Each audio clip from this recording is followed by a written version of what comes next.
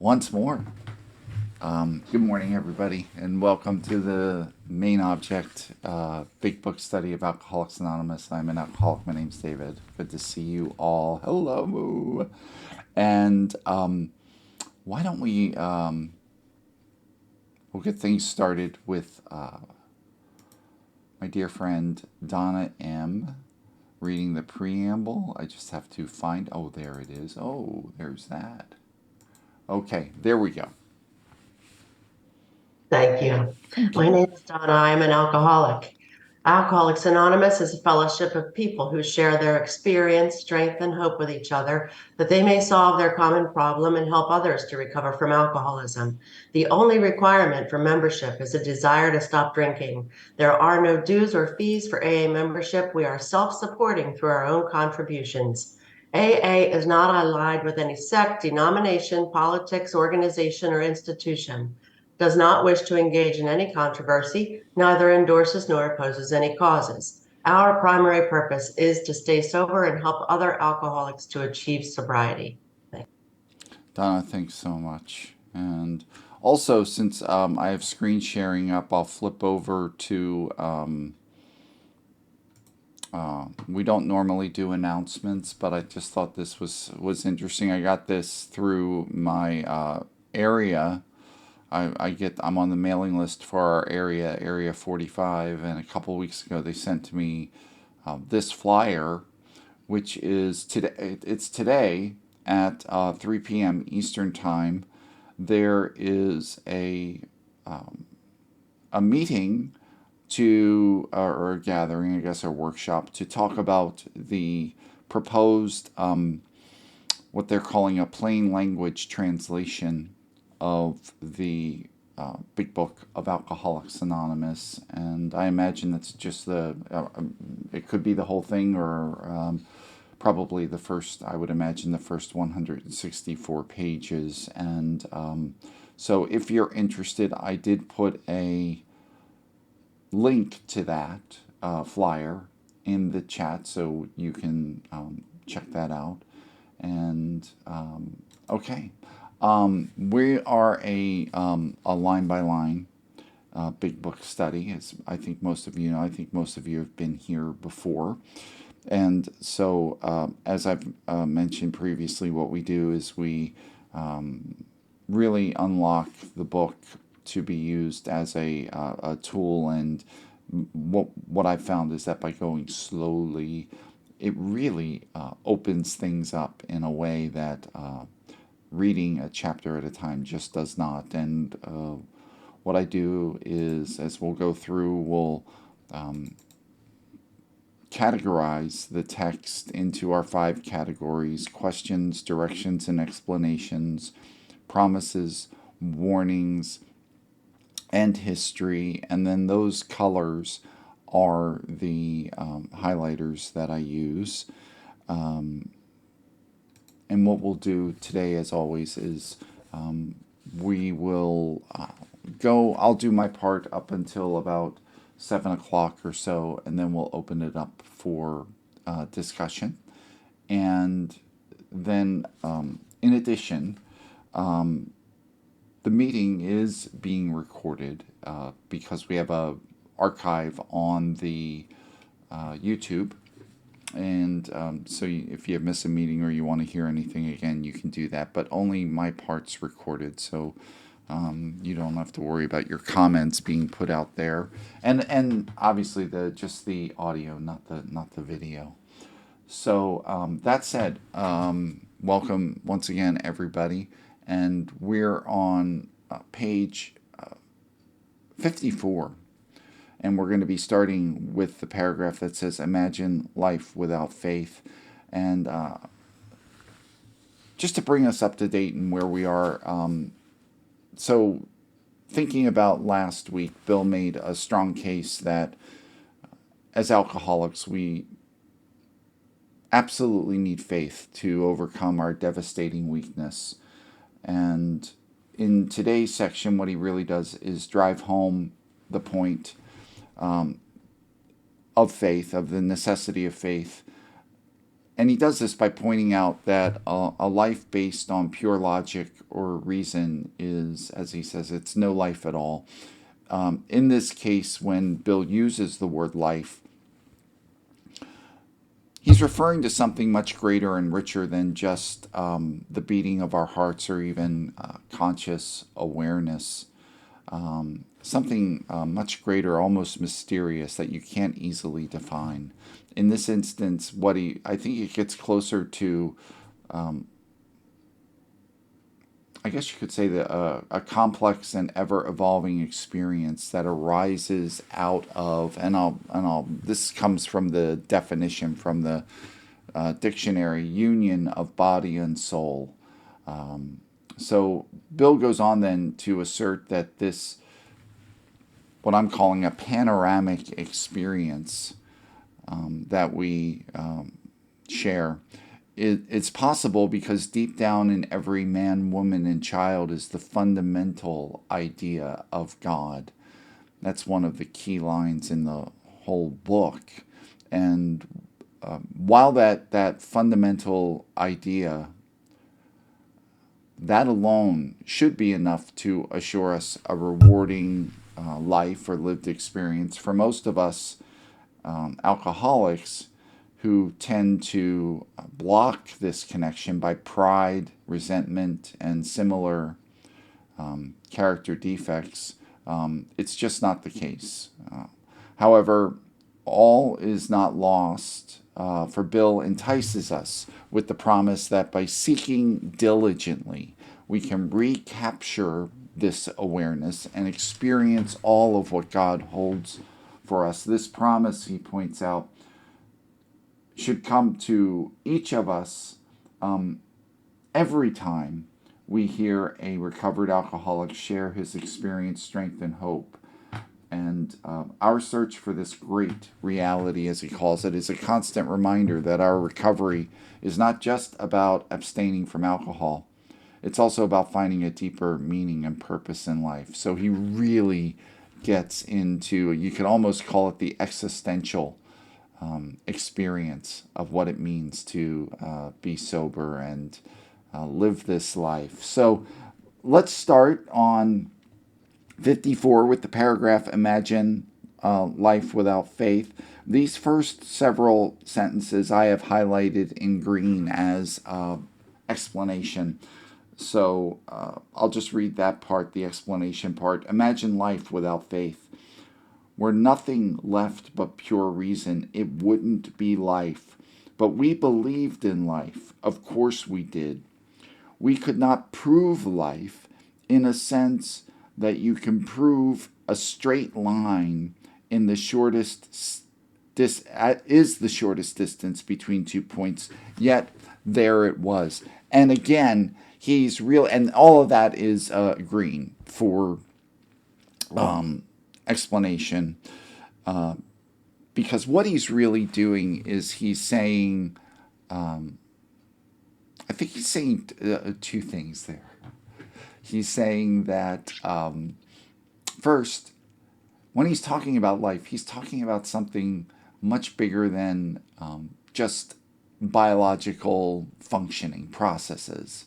And what I think my experience is that many alcoholics, if not most alcoholics, actually, whether they can articulate it or not, they tend to have an awareness of this deeper dimension of things.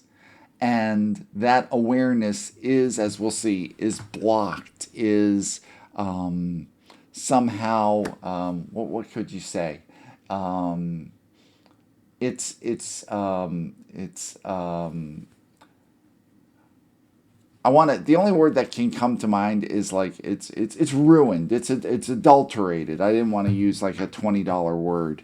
But anyway, the next couple of paragraphs, or excuse me, next couple sentences, or no, it's just one long sentence, is a question. So orange. Could we still say the whole thing was nothing but a mass of electrons created out of nothing, meaning nothing, whirling on to a destiny of nothingness? So can we really buy into this notion of futility, like life is meaningless? So and I know that a lot of us, myself included, have often felt that in our drinking that life was meaningless, but the reality that I see now is that it wasn't so much that life was meaningless, it's that I felt incapable of connecting into that meaning, of making sense of it. And I didn't know how or why that was. So, anyway, and then the rest of this paragraph is explanation, so in green. Of course, we couldn't. So, of course, we can't say that it's just nothing. The electrons themselves seemed more intelligent than that. At least so the chemist said. It's this notion that, and you see this when you read or you see a documentary about people like Albert Einstein, or even like the movie that's out now, Oppenheimer. These brilliant scientists who, especially with Einstein, the deeper he went into science, the more mysterious he envisioned what he was exploring.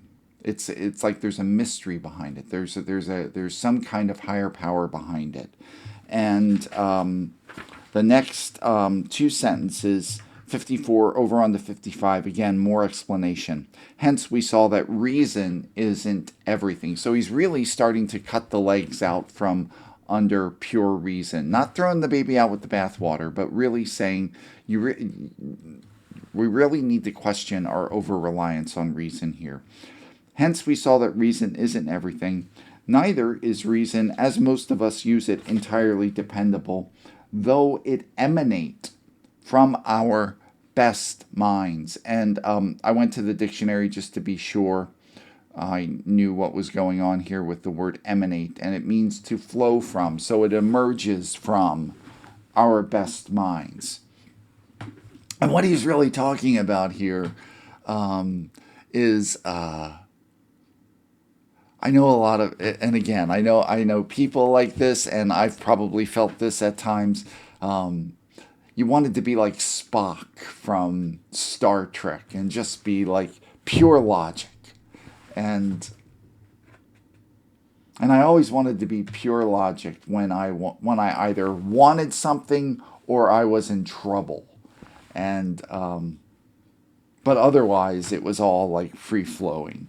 And then finishing out the paragraph with a question: what about the people who proved that man could never fly? And of course, he's referencing back to the Wright brothers, who we talked about a few pages before, and the fact that obviously, and was it last week or the week before, we showed the headlines in the New York Times. It was something like 9 months or 9 weeks before they actually flew in Kitty Hawk. They were theorizing, the New York Times was theorizing that it would take 10 million years before man would be able to use a heavier than air machine to fly.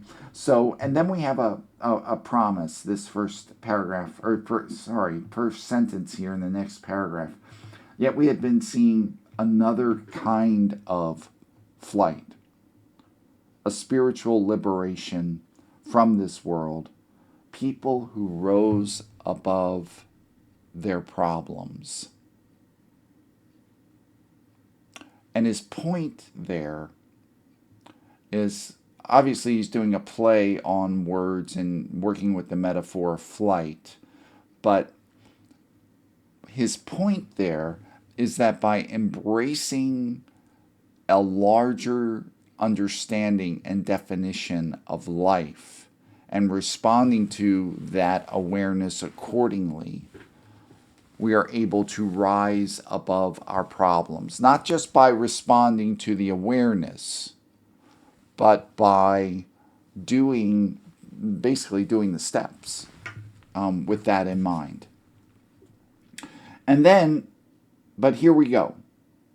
So we have this promise, seeing people rise above their problems. However, and the rest of this paragraph is a warning. However, what he's pointing out here is some of us may have been a little cynical about that at times. I'm not going to ask anybody to raise hands, but I'll just say that occasionally, I think like maybe about half a dozen times in my sobriety, I have found half a dozen, maybe 7 or 8, if I've been cynical. So, but that's it. No more than that. They said God made these things possible, and we only smiled. And what he means there is we smiled, like that was like my example of like how I would demonstrate tolerance, which meant I wouldn't say anything, but man, would you get a smirk. And that was how I practiced tolerance. We had seen spiritual release, but liked to tell ourselves it wasn't true. So just thinking people are deluded.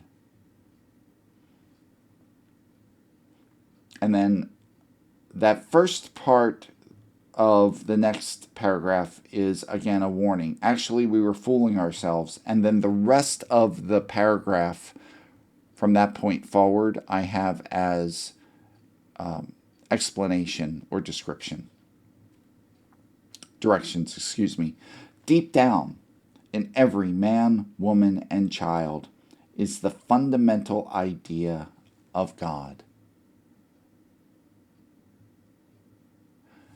And that's I would say, one of the most important statements in the entire book. I think everything, especially in this chapter, but everything in the book, has been building to that statement right there.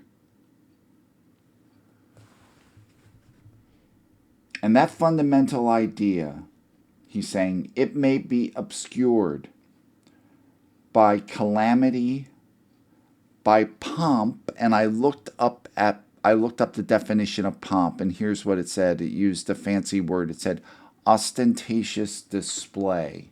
Today we might call it the only word I can think of is bling.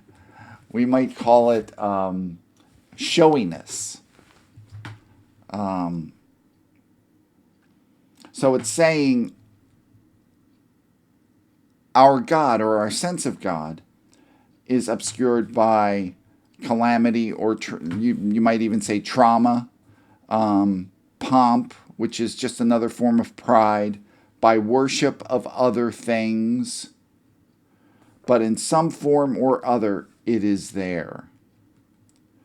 For faith in a power greater than ourselves and miraculous demonstrations of that power in human lives are facts as old as man himself.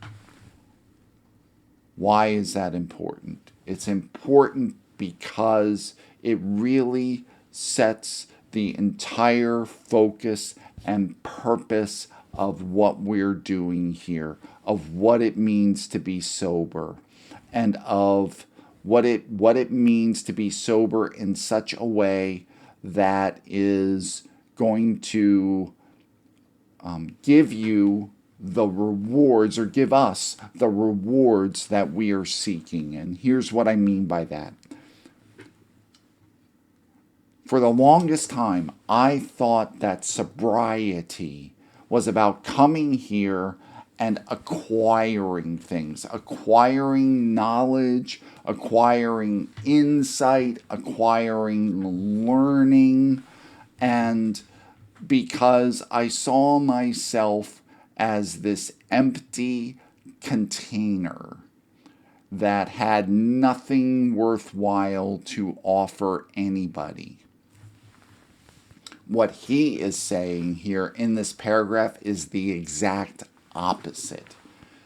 is that sobriety is not about acquiring, like layering on things. It's about peeling away. It's about getting rid of things. Because what he's saying is that what we are seeking, and he drives this home in the next couple paragraphs, what he's seeking is already within us, but we've blocked it. We didn't know we were blocking it, but we are blocking it. And the steps are nothing more. The steps are nothing more than spiritual paint remover. They take away those old layers. And by doing so, it gets down to who we were and have been all along.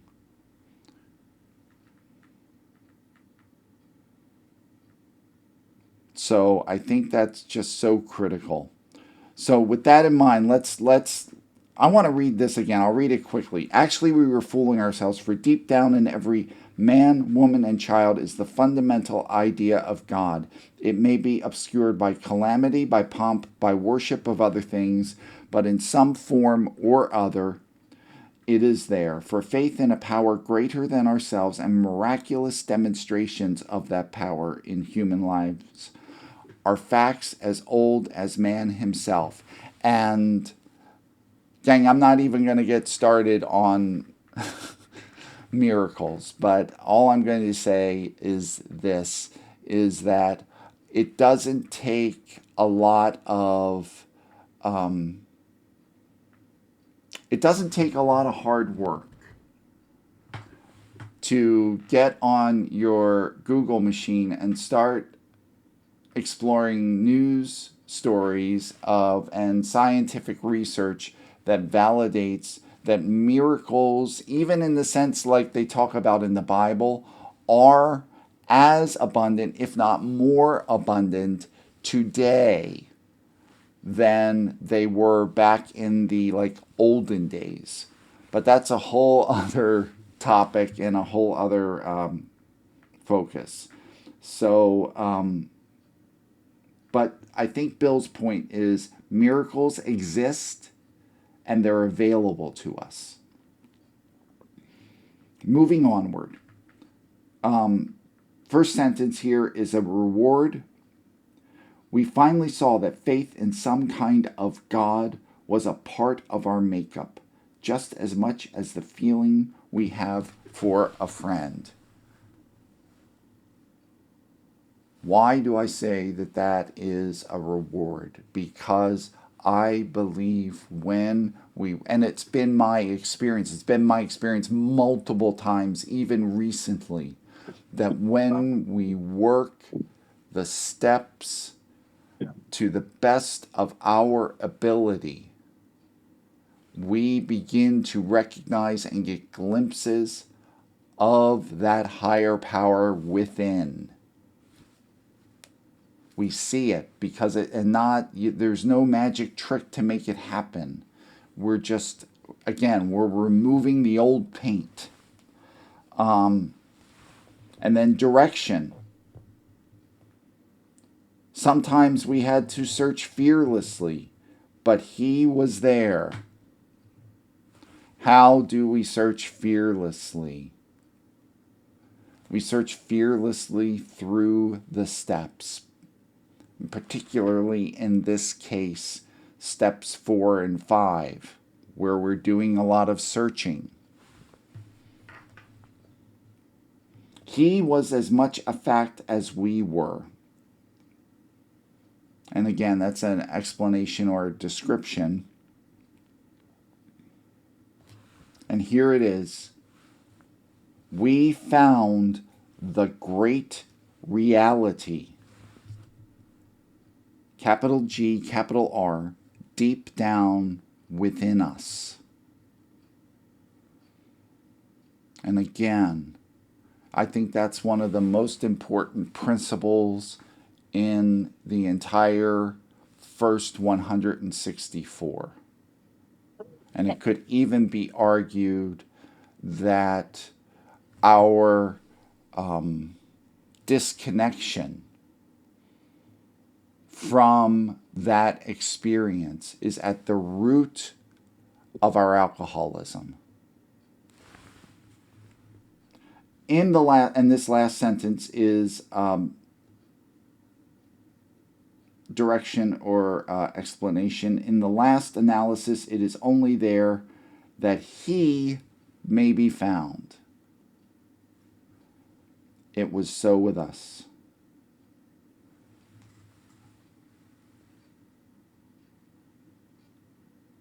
And I think that's an important reminder, especially for someone like me, who wants to just, I want to buy books, I want to go to workshops, I want to watch videos, I want to get things that are going to connect me with God.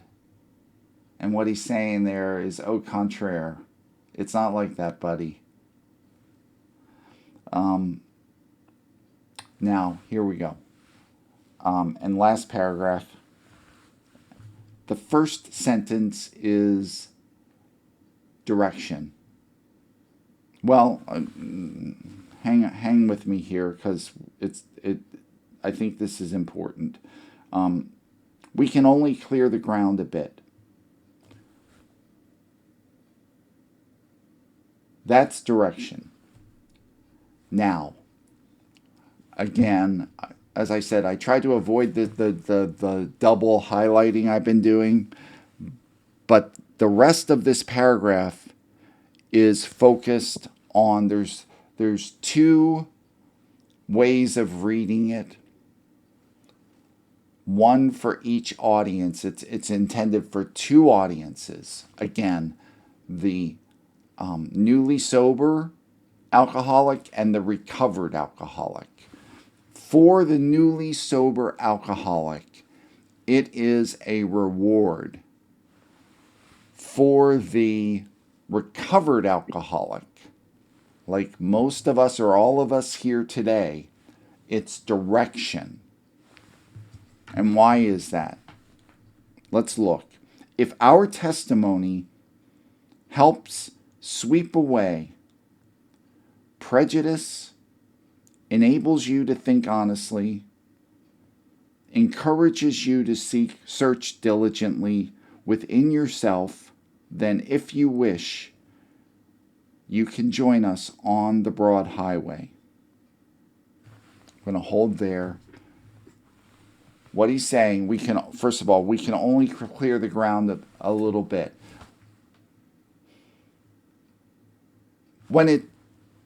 Remember the responsibility statement? When anyone anywhere reaches out, I want the hand of AA to be there.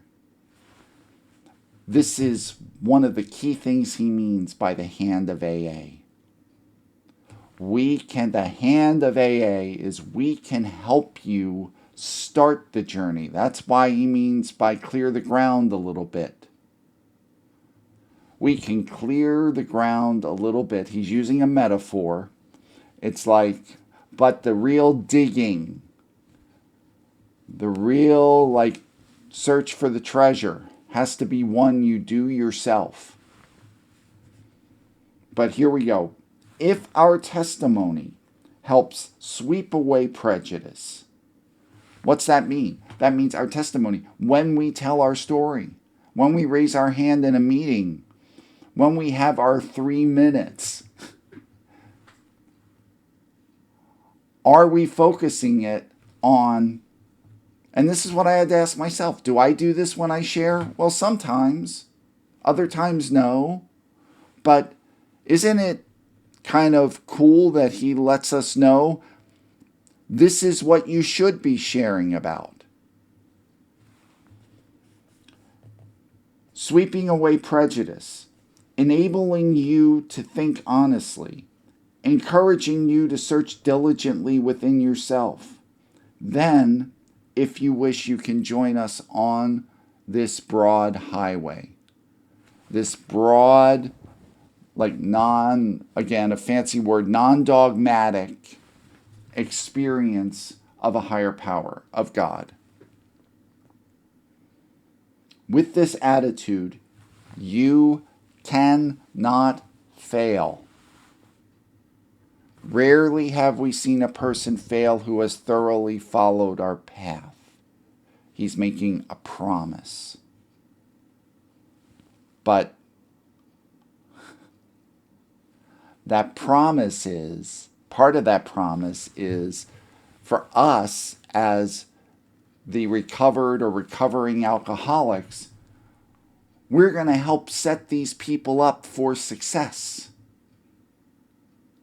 by how we share our story.